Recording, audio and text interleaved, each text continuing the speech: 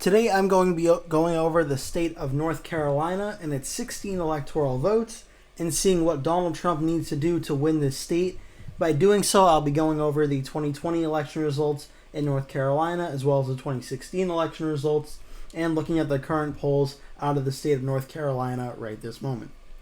North Carolina and its 16 electoral votes are actually very important to Donald Trump's pathway to victory to becoming president again in 2016. Or in 2024, excuse me. It's a state that Trump won in 2016 and 2020, and Mitt Romney won it in 2012. It narrowly voted for Barack Obama in 2008. Otherwise, it has been a very, very close state that has voted for the Republicans in each of the past few presidential elections. If Donald Trump wins North Carolina's 16 electoral votes, it puts him on path and for what I call the easiest scenario for Trump to win, where Trump comes in and wins Georgia and Pennsylvania, and Trump wins the election. Without the state of North Carolina, if Harris were to win that state, then that becomes much more difficult because a very important state that voted for Trump in 2020 and 2016 would be in Harris's column. And then for Trump to win, he would need to go in and win the state of Michigan and maybe another state like Wisconsin. It's a lot dicier and harder for Trump to win without winning the state of North Carolina. So, what is the state of North Carolina? Well, for one thing, I'll be using this website to go over the counties a little bit more in depth. But before I do that, I want to take a look at the 2020 election results in North Carolina. The first thing to note is Donald Trump won with 2,758,773 votes, with 50.1% of the total statewide vote.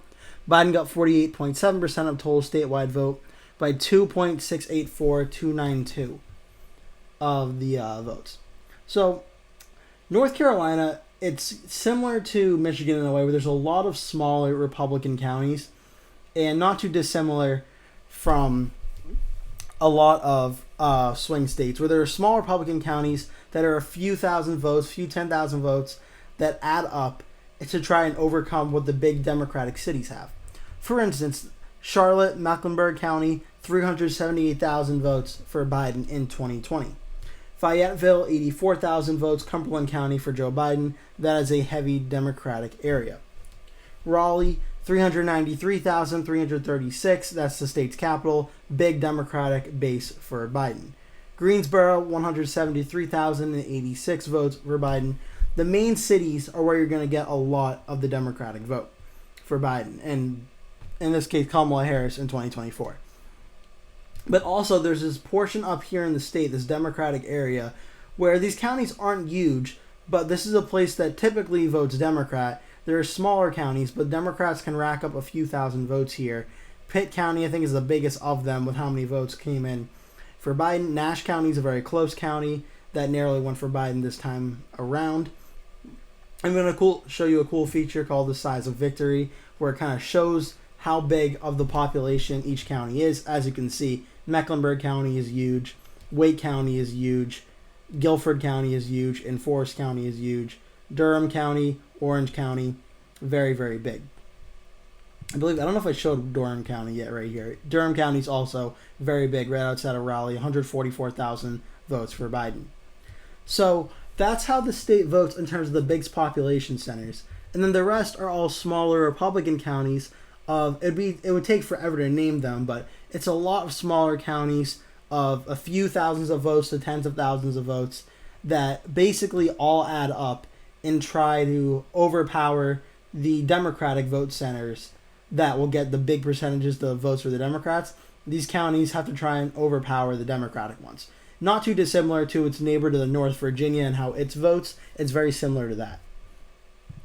So now let's just go quickly to 2016. I'm going to do a comparison of these two percentage-wise in a second. I want to show the raw votes first, though. I mean, look at some of these counties in 2016. Durham, 118,000. Wake County, 298,000.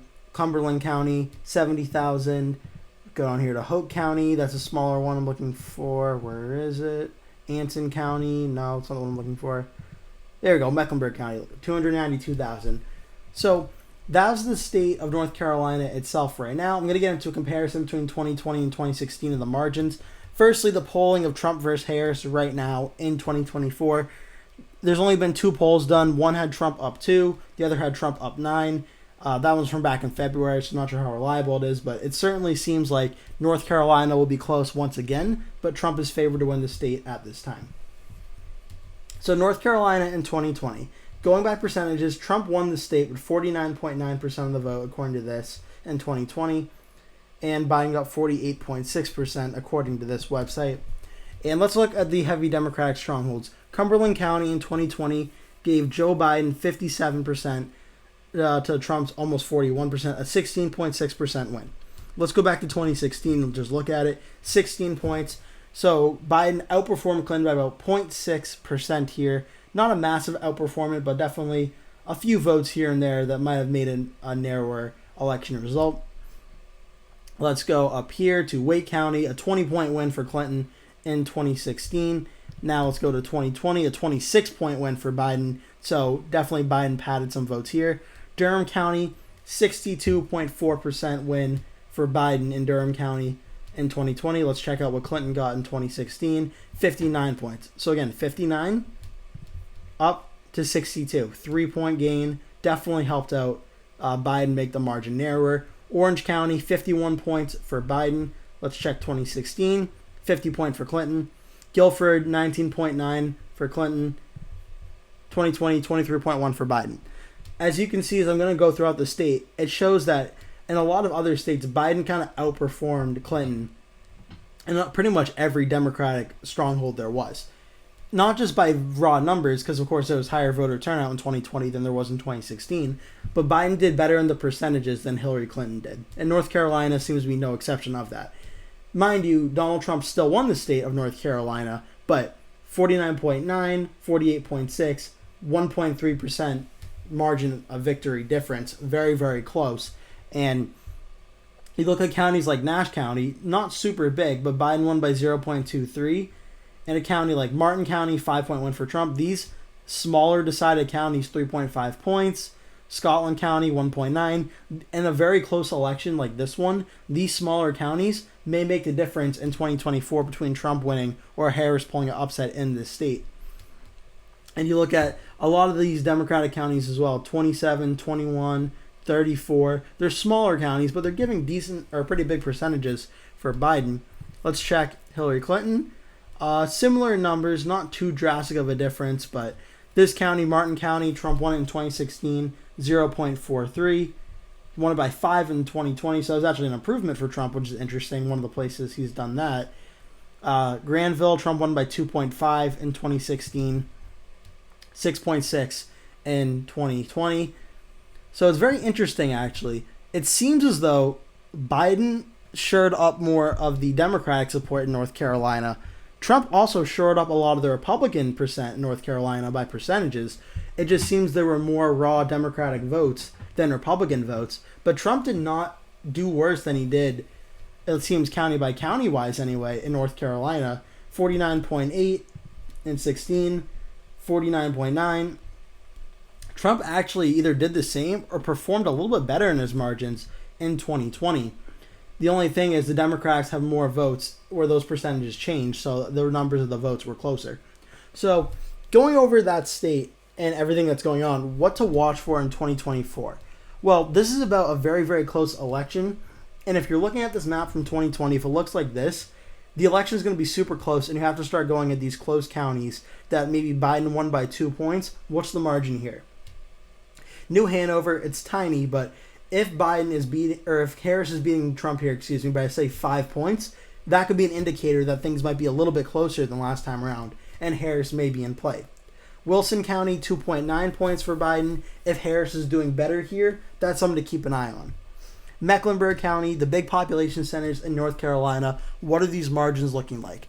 Is Harris winning this county by 35? Is she winning it by 30? Is she winning it by 40? These percentage differences you have to keep an eye on. Durham County, 62.4 for Biden. Again, let's check it out really quick. 59.5 for Clinton. What's Harris getting in this county? What's Harris getting in Orange County? What's Harris getting in Guilford County? And then for Trump, same thing. Go through Cherokee, Graham, Swain, Hayward, Madison, these tiny counties that are only a few thousands of votes to tens of thousands of votes. They're not that many, but they will add up. And if you're watching North Carolina, and you're seeing, is this going to be a close race? Going state by state and looking, or county by county, in the state, looking at these counties and seeing what these margins are compared to 2020 will give you an indicator if Trump is maybe performing better than he did in 2020 or worse than he did in 2020, and maybe he's in play of potentially falling victim to an upset in North Carolina. I would bet on the side that I think Trump is going to win North Carolina. I think he's in a better position to win the state this time than even 2020, and he won it then. So I don't think Trump's going to lose this state, but definitely going county by county and looking at these smaller counties of this populations to see what Trump's percentages are going to be a key sign for things to come in 2024 to see how he's doing. And just to close the video real quick, again, North Carolina, 16 electoral votes, absolutely crucial to Trump's pathway to victory. I have a very hard time seeing Trump win this election without winning the state of North Carolina, especially if a state like Michigan goes to Harris, that gets her to 241. If she wins North Carolina, that gets him to 257. Trump's pathway to victory, then it's still winnable, but it gets much harder. Especially if she picks off a state like Pennsylvania, well, then Harris wins. So North Carolina, Republicans at very least cannot write it off and need to make sure Donald Trump is able to win this state, because without it, his pathway to victory could fall apart very, very quickly. So that is going to do it for today's video. Thank you so much for watching. If you liked it, please feel free to give the video a like. And if you really liked it, feel free to hit that subscribe button so you get notified when I make videos just like this one going forward towards Election Day. Thank you so much for watching. I hope to see you in a future video.